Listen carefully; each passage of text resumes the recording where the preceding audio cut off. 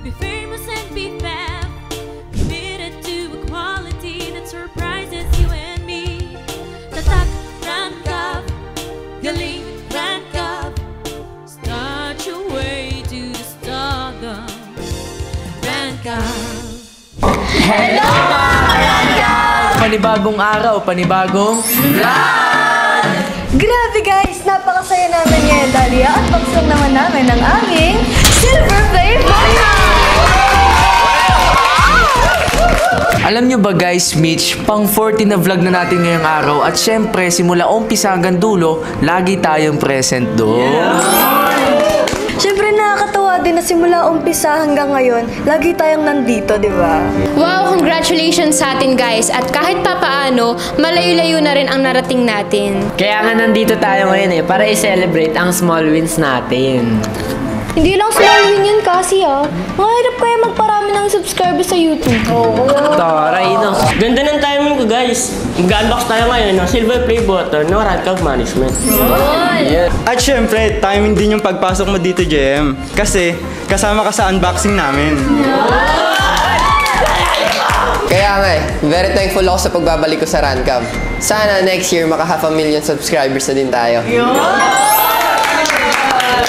Oh, paano ba yun guys? Unbox na natin to! Let's go! Let's go! Cause I've been living life right like I could just die any minute. Going for a ride down the side, PCH, country limit. I don't need a guide, follow lights, take me where I wanna visit.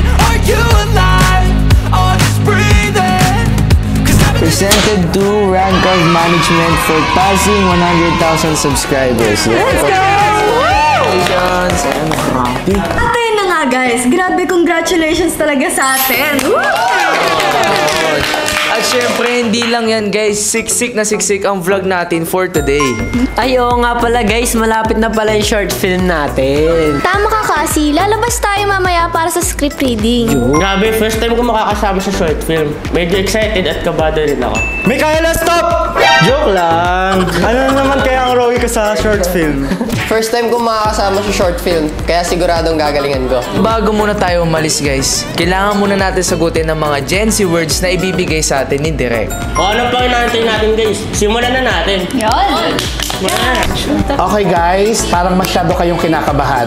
Ang topic natin ngayon ay magbibigay lang naman ako ng mga Gen Z words kung ano yung gusto nyong i-explain dun sa word na ibibigay ko sa inyo. Yes, sir. Okay? So this is an opinionated words. So meaning, there is no right and there is no wrong answer. Okay? So start muna tayo. Para sa inyo, ano nga ba ang love? For me, love is sa lahat ng ginagawa mo. And love is passion. And para sa akin, pagmamahal ay nasa lahat ng tao yan. Ang daming sinabi, di ba? So, i-define nyo lang yung love in one word. Ayo kasi, para sa'yo, ano ang love? One word. Love you sa gift, sir. Angel, as a Gen Z person, ano sa'yo ang love? Love is eternal. Sa'yo, Miles? Love is infinity. Sa'yo, Mitch? What is love for you, Mitch? Love is, passion. Ariana, para sa'yo, what is love? Love is when you care about that person. Harold, para sa'yo, ano yung pananaw mo sa love? Love is happiness. Love is happiness. And sa'yo, Yoklano, Love is home. ano naman ang pananaw mo sa second chances? Second chances is acceptable. Forgiveness. Parang magbabago na yung tao, gano'n. Chance is a gift.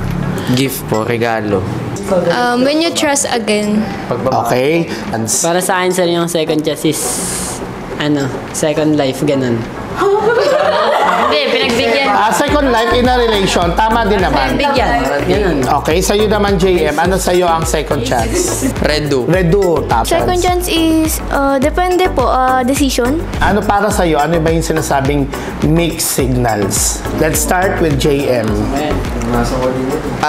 Hindi ko sure, pero para sa akin ang mixed signals po ay parang laging naka one step foot forward ka lang. Okay, next, Cassie. Ang mixed signal, sir, parang nilalaro ka niya, nagbibigay siya ng motibo, tas hindi ka na For me po, there's no assurance kapag mixed signals. Okay. For me, Miles? mixed signals, parang pinag-overthink ka, tapos parang yung taong nagbibigay ng mixed signal, yung alam mo sa sarili na hindi niya pa kaya mag-commit, parang ganun. True to life ba yan? Mixed signals po, something that you do kahit unsure ka pa sa ginagawa mo. Parang ano po, ginagawa niyang delusional yung person na yun. I love it! Wow! I love the word, delusional. Para sa akin, yung mixed signals is parang nung pagkakilala na, di mo alam kung may spark ba o talagang close lang. Okay, ikaw yung clean. Para sa akin, yung mixed signals is option. Hear the word slay. Slay, parang nagawa mo ng tama isang bagay, parang expression, ay, ang galing okay. mo. Parang ganun. Very good. Next, slay. Parang napahanga mo yung... Yes, very good. Next. Parang napabilib mo yung tao. Okay, next, yung clean. Nag-aapoy yung tao sa angas. Ano tayo? Parang it's a win. Ganun. Okay, win. For me po, if you do your best. Okay, if you do your best, Cassie. Sir, yung parang naangasan siya sa'yo. Yung slay. Confident. Pag sinabing G, ano ibig sabihin? G. At G, wala nang ayaw-ayawan yan, tay. Go na kagad. Payag siya. Payag, okay. Tara, tara. Tara, okay. Go! Wala nang atrasan. Go. Parang niyaya ka, G na agad. G! Ano? Pag sinabi naman na awit. Parang ibig sabihin ng parang ang pangit mo naman kabanding. Okay, parang pangit ka banding. Disappointed. Nairita. Awit sa'yo. Okay, yung clean, awit sa'yo daw. Next, yung clean. May mali sa kanya. Nakakainis. Parang may maling nagawa yung isang tao. Tas, Okay, may maling nagawa. And ikaw, ano? Mood swing. Ayuda. Paambon. Gift. Bigay. Bigas. Nagbibigay. To feed your wants or your needs. Pwede rin. 1,000 hash. Wala akong na-receive, sir. Ito naman, naririnig din natin to sa mga Gen Z. Eme. Parang joke. Niloloko. Cherries. Charis. Okay. Sinungaling. Sinungaling. Ano tayo? Gawa-gawa. Di totoo. Parang binabawi yung sinasabi. Pag sinabi sa inyo na YOLO, sa Gen Z, ano yung pananaw nyo doon sa word na yon? Go. Enjoy mo yung buhay mo. Okay, very good. Live your lifetime. Isang beses lang mo buhay. Limitless. Travel. Live your life to the fullest. Okay. Yes, Buhay ka Cassie. hanggat gusto mo. Freedom. Okay. Paano kayo kiligin? Paano ba kinikilig yung mga Gen Z ngayon? Okay, mag-start tayo sa'yo. Mitch, paano ka kiligin? Go. Nananaray ako tayo pag kinikilig ako eh. Okay. Tahimik. Nag-over-exaggerate. Nagkikwento sa kaibigan. Dying inside, sir. Talino naman ni JM. Kumukulit. Kapag nag-e-effort. May gising ng nakangiti. Okay guys, lahat ng mga binigay niyong Gen Z words ay magagamit niyo yan sa mga daily life ninyo. It is a guide para sa inyo.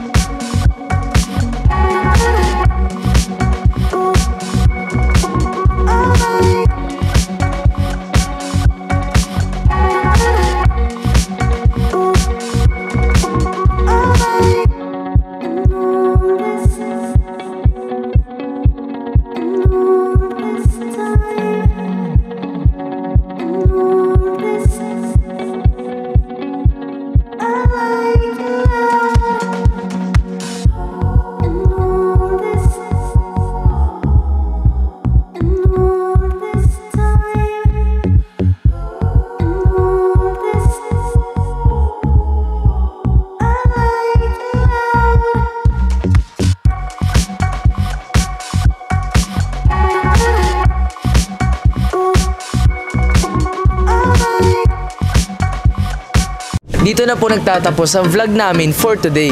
Maraming salamat po sa aming mga sponsors, Bichet International para sa pag-sponsor ng aming mga products sa aming TikTok Live. At syempre gusto namin magpasalamat sa nag-aalaga sa aming face and skin, ang DRM Face and Skin Clinic na matatagpuan sa Imus, Cavite.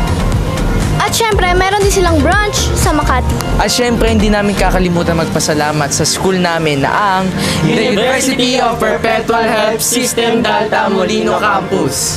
para sa aming education at scholarship. At syempre, gusto din namin magpasalamat sa aming pangmalakasang internet na ang Fiber Blaze.